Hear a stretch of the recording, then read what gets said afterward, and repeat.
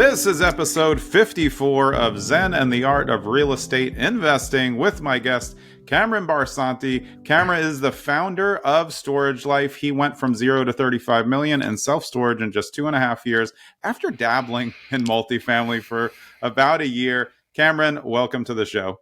Hey, Jonathan, thanks for the intro. Yes, dabbling is appropriate. Yeah, well, but before you started to dabble, did you have an interest in real estate before the time came when you got into real estate?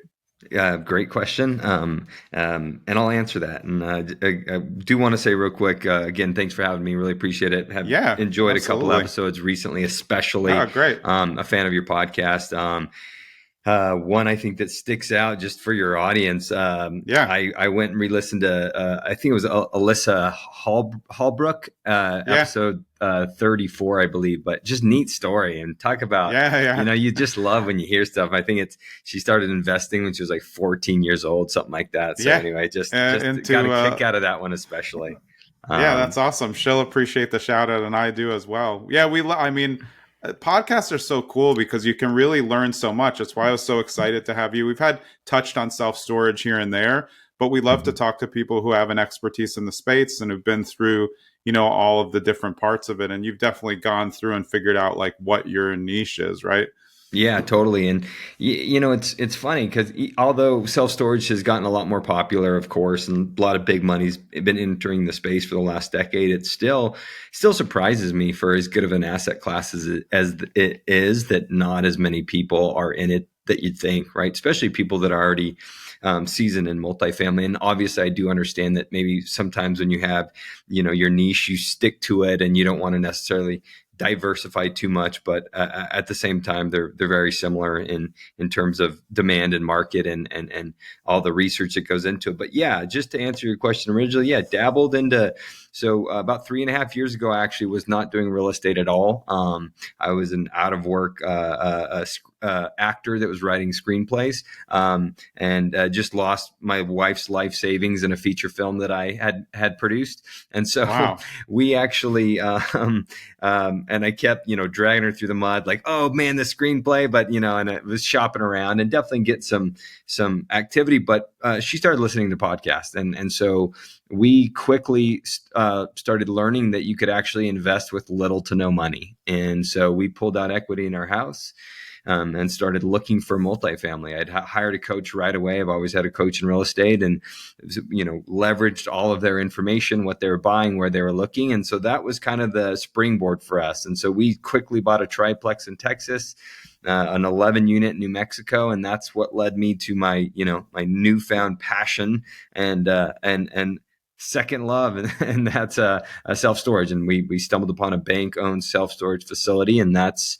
was again a little over 2.5 years ago. And we currently own 10 in our portfolio, but that's really how we got here today. But now that you got into this and you've had 2.5 years in self-storage, do you feel that same passion for real estate as you had for entertainment? They're completely different businesses. But are you feeling that motivation, which helps you guys lead to now coaching people in the self-storage space? I feel like I was born to do what I'm doing now.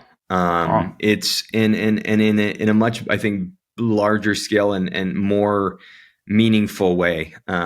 I'm an artist for sure. I love it. And I plan on probably shooting a couple of films down the road for myself, for fun to myself, my scripts. I love that part of it. I love filmmaking. For acting, I enjoyed it and I thought I was good at it, but I wasn't necessarily a diehard, right? Like I was kind of a lazy actor, to be honest. And so now, in relation to self-storage and real estate, I'm changing people's lives, including my whole family's, right? And so it's allowed me to pretty much do whatever I want. And, we're just getting started 3.5 years in real estate, but we've moved very fast. I spent literally 40 to 60 hours a week doing it since we made that shift, 3.5 years ago. Right. And so we've been fast and furious. We've leveraged, partnerships and mentorship and everything we possibly could. And so now, you mentioned it, but I coach people how to invest in storage. I have airline pilots, doctors, nurses, a policeman, several firemen. And so like the fact that I actually get to take these W-2 hardworking employees and change their trajectory for the rest of their lives, there's nothing like that. It means Yeah. the world to me. I love my job. I love working from home. I love seeing my kids every morning, Yeah. every night, reading stories with them, and it's been phenomenal. We're very grateful for what we're doing now. Yeah, I agree. Like for small scale, multi, not counting large scale, I feel like people are too in the spreadsheets. But like for self storage, you have to be in the spreadsheets. It tells you everything you need to know. Let's talk about a couple of the things that you need to do up front. We're talking about due diligence for self storage, and like traffic patterns are really important. You know what kind of drive bys you're getting, and then like you were saying, how many other storage units are in the area, what their occupancy rates, what their rates are. That's how you really start to balance out like what's going to work for you in a certain area, right? Yeah, absolutely. Um, you know, we're value add investors, just like most people are, in terms of we're looking for the opportunity to go in and to operate a facility like it's never been operated before, Yeah, of including raising rents, right? So course. obviously for us, a big thing is what is the current operator or current owner, I should say, getting in there in rents, and then what's the market, right? So if Jane Smith is she's charging $55 for her 10 by 10s, but we know that based on our research that market says all the local competitors are closer to $100. Well, we're looking at a potentially almost a 50% under Right. market, unit. And so for us, a lot of it is the meat on the bone, right? Wow, Yeah. check this out. There's demand in an area.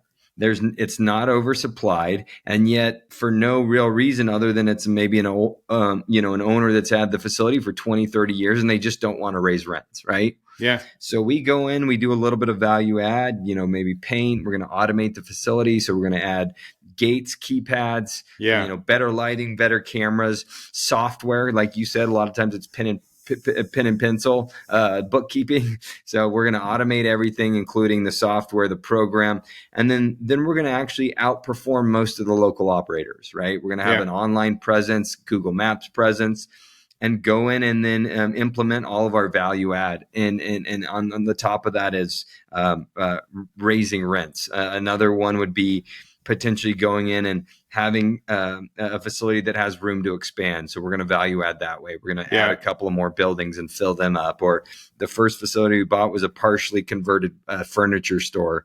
And so little by little, every 10,000 square feet, we would actually add climate control to it. That Yeah. was a neat facility. When we bought it, it was making about $2,800 a month. And within about 2 years, it was making 22,000 a month. And that was value add by expansion, right? So that's really kind of primarily what we're focused on. And what's your acquisition strategy now? Are you focused on states and then running lists in those states for the mom and pops? Or are deals coming to you now that you guys have 10 facilities? Or Um, both? a little bit of both. Primarily just our own deal funnel. We've spent a lot of time on acquisitions. I learned at the very beginning of even multifamily that if I could find good deals, I could leverage everything else, right? Partnerships, capital, lenders, everything. And so for me, I was always finding the deals and using that to bring the deal together for the most part. So we've spent years perfecting our deal funnel. I'd say it's a small little machine right now. We utilize our wonderful VAs. We have a full-time employee that we pay, six figures to help us with our acquisitions. And we're just doing a lot of outreach, right? So we're typically moving state by state. And our methods are the same as probably any other method in terms of, whether we're sending mailers or texts or phone calls. It's all the same kind of stuff. But I think our strength is in we started a single family home wholesale company about 2 years ago, and that really taught me a lot about looking for deals. It taught me that it's one thing to be able to start getting leads, but it's another thing to actually be able to organize them efficiently, prioritize them appropriately. Let me reverse that. Prioritize appropriately, organize efficiently, and then follow up consistently. Because that's the key. I think in wholesaling especially, but even in stores acquisitions, the game is really played on the follow up.